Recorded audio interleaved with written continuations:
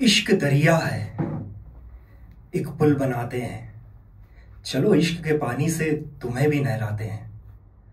आज के कुछ महीनों पूर्व एक सुबह मेरी माँ ने मुझसे कहा कि बेटा आज मुझे घर पर बहुत काम है, कुछ गेस्ट भी आने वाले हैं, किसी के यहाँ फंक्शन पर भी जाना है वगैरह वगैरह, तो जाकर मेरे लिए कुछ सब्जियां ले आ। और उन्होंने एक लंबी सी सूची मुझे थमा दी। मैंने माँ को वो सूची फिर थमाते हुए कहा कि माँ मुझसे नहीं होगा यार, मुझे भी बहुत काम है। माँ ने फिर थोड़ा फुसलाते हुए कहा कि राजा बेटा है ना मेरा, जाकर लिया प्लीज।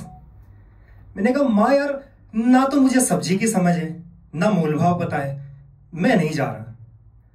माँ ने फिर थोड़ा जोर देते हुए कहा कि यार ज्यादा से ज्यादा क्या हो जाएगा, थोड़ी ऊंच नीच हो जाएगी, जब जाएगा तो सीखेगा ना, जाकर लिया।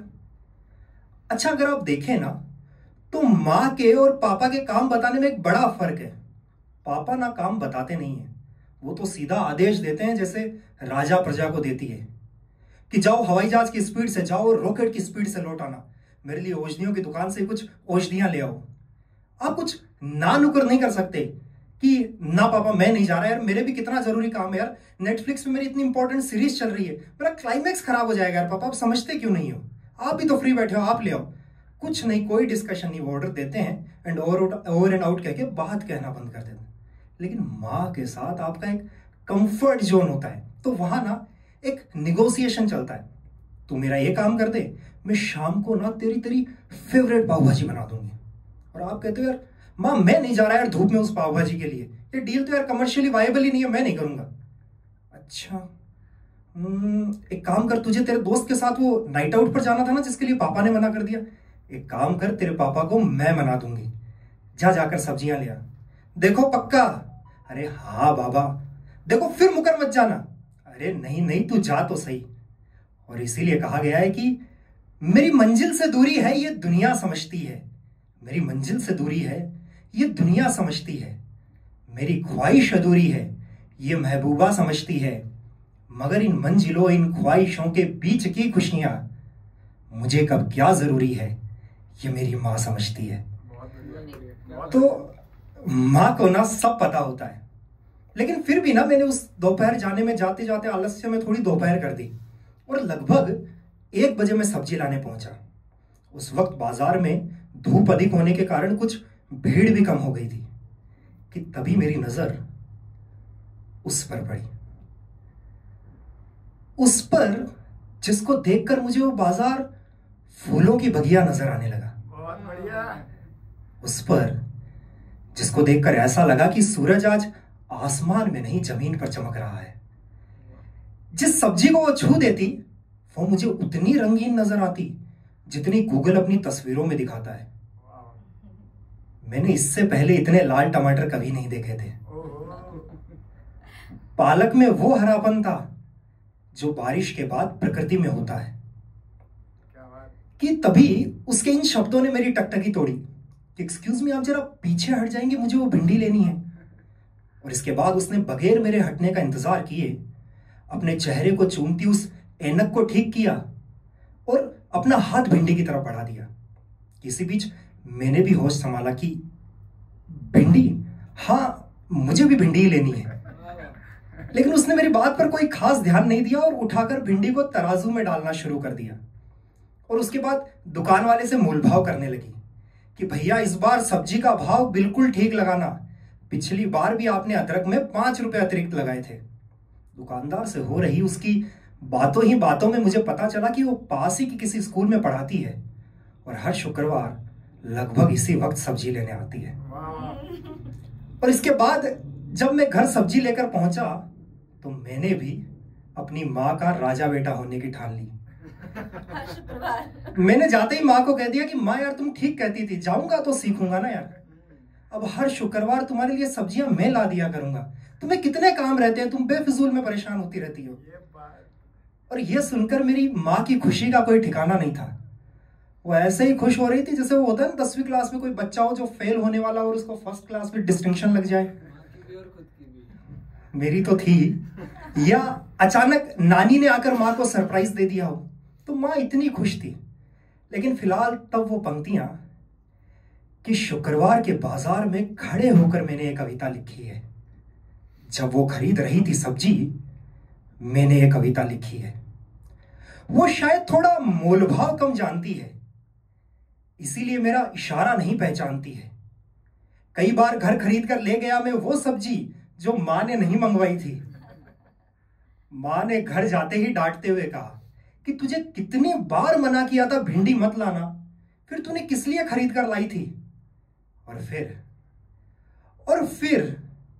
फिर पूरे हफ्ते भिंडी खा खा कर मैंने वो कविता लिखी है। शुक्रवार के बाजार में खड़े होकर मैंने वो कविता लिखी है। बहुत बढ़िया। अच्छा, इश्क चीज ही ऐसी है कि इश्क में ना आपको कांटा भी फूल सा चुभता है। तो कहते हैं ना, अब मैं हर शुक्रवार बाजार जाने लगा था और घर पर भी सब्जियां कुछ अधिक खाने लगा था। आपका अगर कॉलेज टाइम पर कोई क्रश रहा हो ना, तो आपने देखा होगा कि अगर आप नोट्स के बहाने भी उसकी किताब ले आए ना, तो उस किताब में भी आपको उसकी खुशबू आती है, उन पन्नों में भी आपको उसकी तस्वीर नजर आती है। तो सब्जियों में मुझे अब उसकी खुशबू आने लगी थी और भिंडी देख देख कर तो मुझे वो याद आने लगी थी। और वैसे भी किसी रोज यादों पर लिखा था कि तेरी यादों ने ये खूबसूरत कमाल भी किया है, कि तेरी यादों ने ये खूबसूरत कमाल भी किया है, मुझे अकेला भी छोड़ा है और मेरा अच्छा हाल भी किया है। तो एक अच्छी मेरी लव की वो लाइन चल रही थी। और यहीं इसी दूसरी तरफ आप मेरी माँ का फ्रेम ऑफ रेफरेंस देखें तो माँ ये कहते हुए फूली नहीं समाती थी कि दर्शन कितना होशियार हो गया है, और पापा को तो दिन में कई दफा पे कह बैठती कि बेटा कितना समझदार हो गया है।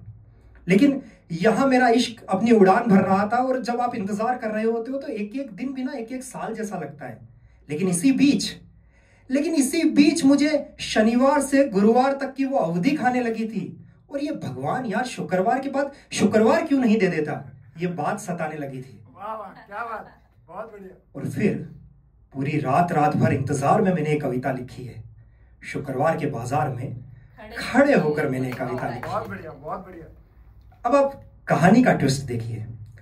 अब हर शुक्रवार मैं भी सब्जी लेने जाऊं, वो भी सब्जी लेने आए, और हर बार जब मैं सब्जी में भिंडी खरीद कर ले आता तो हर बार माँ मुझे डांटती है। और मैं कई बहानों से अपनी माँ को समझाऊं कि माँ यार, सब्जी वाला बोला इस बार भिंडी एकदम फ्रेश आई है, तुम देखो तो सही।